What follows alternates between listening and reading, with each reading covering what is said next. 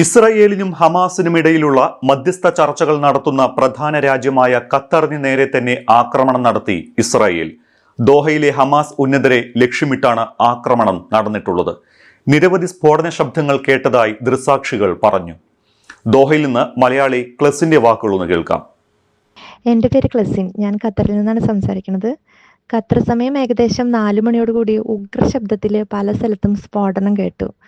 Corniche, കത്താര എന്ന സ്ഥലങ്ങളിലാണ് കൂടുതൽ ശബ്ദം ഉണ്ടായത്. ആദ്യം ഞങ്ങൾ വിചാരിച്ചത് തീ പിടിച്ച സൗണ്ടാണെന്നാണ്.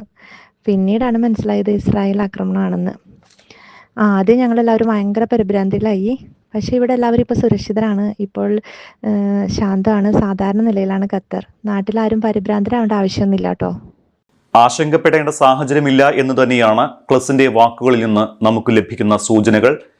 ഈ ആക്രമണത്തിലൂടെ തങ്ങളുടെ സൈനിക നീക്കം മിഡിൽ ഈസ്റ്റിലേക്ക് കൂടി വ്യാപിപ്പിക്കുന്നു എന്ന സൂചന നൽകുകയാണ് ഇസ്രായേൽ.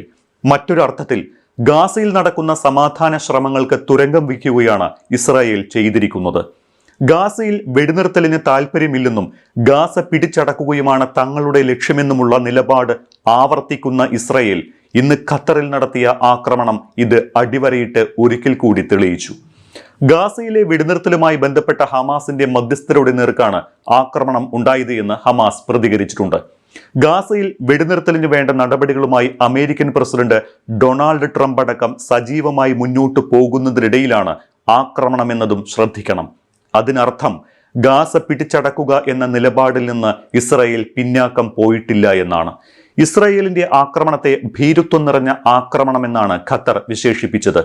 ഇസ്രായേലിനെ ഭീരുവെന്നും ഭീരുത്വം നിറഞ്ഞ ആക്രമണമെന്നും വിശേഷിപ്പിച്ച ഖത്തർ സകല അന്താരാഷ്ട്ര നിയമങ്ങളെയും കാറ്റിൽ പറത്തുന്നതാണ് ഈ ആക്രമണമെന്നുകൂടി വ്യക്തമാക്കിയിട്ടുണ്ട്. ആക്രമണത്തിൽ ഖത്തർ ഉന്നതതല അന്വേഷണവും പ്രഖ്യാപിച്ചു. ഹമാസ് ഉന്നത കേന്ദ്രങ്ങളെ ലക്ഷ്യമിട്ടാണ് ആക്രമണം നടന്നത് എന്ന് ഇസ്രായേൽ സൈന്യവും സ്ഥിരീകരിച്ചിട്ടുണ്ട്. ഇറാനും ഇസ്രായേൽ ആക്രമണത്തെ അതിശക്തമായി അപലപിച്ചു. ഹമാസ് സംഘം ഏറെക്കാലമായി തങ്ങളുടെ രാഷ്ട്രീയ അടിത്തറ അറബ് രാഷ്ട്രങ്ങളിൽ സ്ഥാപിച്ചിട്ട് ഇവിടം കേന്ദ്രീകരിച്ചാണ് മധ്യസ്ഥ ശ്രമങ്ങൾ നടക്കുന്നതും. നേരത്തെ 2 മാസം മുൻപ് ഖത്തറും ഈജിപ്തും വെടിനിർത്തൽ നിർദ്ദേശം മുന്നോട്ട് വയ്ക്കുകയും ഹമാസ് അത് അംഗീകരിക്കുകയും ചെയ്തിരുന്നതാണ്. എന്നാൽ അന്നും ഇതിനോട് ഇസ്രായേൽ മുഖം തിരിഞ്ഞു നിന്നു. ഏറ്റവും ഒടുവിൽ ഹമാസ് ആയുധം വെച്ച് കീഴടങ്ങുകയും തങ്ങളുടെ ബന്ദികളെ വിട്ടയക്കുകയും ചെയ്താൽ വെടിനിർത്തലിനെ കുറിച്ച് ചിന്തിക്കാമെന്ന് ഇന്നലെ നിലപാടെടുക്കുകയും ചെയ്തിരുന്നു. ഇതിനിടയിലാണ് ഇന്ന് ഇസ്രായേൽ സൈന്യം ഖത്തറിൽ പോയി ആക്രമണം നടത്തിയത്. ഇതുവരെ ഇസ്രായേൽ അറബ് രാഷ്ട്രങ്ങളിലേക്ക് ആക്രമണങ്ങളുമായി അധികം കടന്നുകയറിയിരുന്നില്ല. യമനിൽ ഹൂതി വിഭാഗത്തിന് നേർക്ക് ചില ആക്രമണങ്ങൾ നടത്താറുണ്ട് എന്നതല്ലാതെ അപൂർവമായാണ് ഖത്തർ അടക്കമുള്ള മിഡിൽ ഈസ്റ്റ് രാജ്യങ്ങളിൽ ആക്രമണം നടത്തുന്നത്. ഇതിനോട് അറബ് രാഷ്ട്രങ്ങൾ എങ്ങനെയാണ് പ്രതികരിക്കുക എന്നത് കണ്ടറിയണം. അന്താരാഷ്ട്ര തലത്തിലും ഇസ്രായേൽ ഇതിന് മറുപടി പറയേണ്ടി വരും. പ്രത്യേകിച്ച് മധ്യസ്ഥ ശ്രമങ്ങൾ സജീവമായി നടക്കുന്ന ഈ ഘട്ടത്തിൽ രാജ്യത്തിന്റെ പരമാധികാരത്തിലേക്ക് കടന്നുകയറിയുള്ള ഏതൊരു ആക്രമണത്തെയും ചെറുക്കുമെന്നും ശക്തമായ മറുപടി നൽകുമെന്നും ഖത്തർ വ്യക്തമാക്കുക കൂടി ചെയ്തിട്ടുണ്ട്. അതുകൊണ്ട് തന്നെ വരും ദിവസങ്ങളിൽ ഇതിന് ഖത്തർ ഏത് രീതിയിലായിരിക്കും മറുപടി നൽകുക എന്ന് വ്യക്തമല്ല. അതിനിടെ ഖത്തർ തലസ്ഥാനമായ ദോഹയിൽ നടത്തിയ വ്യോമാക്രമണം പൂർണ്ണമായും ഇസ്രായേൽ ഓപ്പറേഷനാണ് എന്ന് പ്രധാനമന്ത്രി ബെഞ്ചമിൻ നെതന്യാഹു പറഞ്ഞു.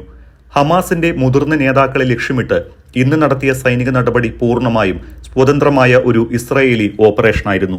തുടങ്ങിയതും നടത്തിയതും ഇസ്രായേലാണ്. ഇതിന്റെ പൂർണ്ണ ഉത്തരവാദിത്വവും ഇസ്രായേലിലാണ് എന്നും എക്സിലെ കുറിപ്പിൽ അദ്ദേഹം പറയുന്നു. മുൻകൂട്ടി പദ്ധതിയിട്ട് നടത്തിയ ആക്രമണത്തെക്കുറിച്ച് US പ്രസിഡന്റ് ഡൊണാൾഡ് ട്രംപിന് അറിവുണ്ടായിരുന്നുവെന്നും അദ്ദേഹം എല്ലാ പിന്തുണയും നൽകിയിരുന്നതായും ഇസ്രായേലി മാധ്യമങ്ങൾ റിപ്പോർട്ട് ചെയ്യുന്നുണ്ട്. 2 ദിവസം മുൻപാണ് ട്രംപ് ഹമാസിന് അവസാന മുന്നറിയിപ്പ് നൽകിയത്. ബന്ദികളെ മോചിപ്പിക്കുന്നതിനുള്ള കരാർ ഹമാസ് ഉടൻ അംഗീകരിക്കണമെന്നും ഇത് ഹമാസിനുള്ള അവസാന മുന്നറിയിപ്പാണ് എന്നുമായിരുന്നു ട്രംപിന്റെ വാക്കുകൾ. അതിനിടെ ഖത്തറിനെതിരെ ഇസ്രായേൽ നടത്തിയ ആക്രമണത്തെ കുവൈറ്റ് ശക്തമായി അപലപിച്ചു. ഇസ്രായേൽ ആക്രമണം എല്ലാ അന്താരാഷ്ട്ര നിയമങ്ങളുടെയും മാനദണ്ഡങ്ങളുടെയും നഗ്നമായ ലംഘനവും മേഖലയുടെ സുരക്ഷയ്ക്കും സ്ഥിരതയ്ക്കും ഗുരുതര ഭീഷണിയാണ് എന്നും കുവൈറ്റ് വിദേശകാര്യ മന്ത്രാലയം ചൂണ്ടിക്കാട്ടി. അന്താരാഷ്ട്ര സമാധാനവും സുരക്ഷയും ദുർബലപ്പെടുത്തുന്നതാണ് ഇസ്രായേലിന്റെ നടപടി. ആക്രമണം തടയാൻ UN രക്ഷാ കൗൺസിൽ അടിയന്തരവും ഫലപ്രദവുമായ നടപടികൾ സ്വീകരിക്കണം. സമാധാനവും സുരക്ഷയും ഉറപ്പാക്കുന്നതിൽ ഉത്തരവാദിത്വം UN ഏറ്റെടുക്കണമെന്നും കുവൈറ്റ് ആവശ്യപ്പെട്ടു. ഖത്തർ തങ്ങളുടെ സുരക്ഷ, സ്ഥിരത, പരമാധികാരം, പൗരന്മാരുടെയും പ്രവാസികളുടെയും സുരക്ഷ എന്നിവ സംരക്ഷിക്കുന്നതിന് സ്വീകരിച്ച നടപടികൾക്ക് കുവൈറ്റിന്റെ പൂർണ്ണ പിന്തുണയും വിദേശകാര്യ മന്ത്രാലയം അറിയിച്ചിട്ടുണ്ട്. ഗാസയിലെ അവസാന പട്ടണവും നാമാവശേഷമാക്കുകയാണ് ഇസ്രയേലിന്റെ നീക്കം. 10 ലക്ഷം പലസ്തീനികൾ ഗാസ സിറ്റി വിട്ടുപോകണമെന്നാണ് ഇസ്രയേലിന്റെ ഉത്തരവ്. മറ്റിടങ്ങളിൽ നിന്ന് ഇതിനകം കുടിയൊഴിപ്പിക്കപ്പെട്ട ലക്ഷക്കണക്കിന് പേർ തിങ്ങിക്കഴിയുന്ന ചെറുപ്രദേശമായ മവാസിയിലേക്ക് നീങ്ങാനുള്ള നിർദ്ദേശം നൽകുകയും പിന്നാലെ അതിഭീകരമായ ആക്രമണത്തിലൂടെ ദിനംപ്രതി ഡസൻ കണക്കിന് ജനങ്ങളെ കൊന്നൊടുക്കുകയുമാണ് ഇസ്രായേൽ. ഭക്ഷണത്തിനുള്ള മാർഗങ്ങൾ അടച്ചും ആക്രമണം രൂക്ഷമാക്കിയും ഇതിനകം കൊടും പട്ടിണിയുടെ നഗരമായി മാറിയ ഗാസ സിറ്റിയിൽ ദിവസങ്ങൾക്കിടെ 1100-ലേറെ പലസ്തീനികൾ കൊല്ലപ്പെട്ടിട്ടുണ്ട്. 6000-ലേറെ പേർക്ക് പരിക്കേറ്റിട്ടുമുണ്ട്.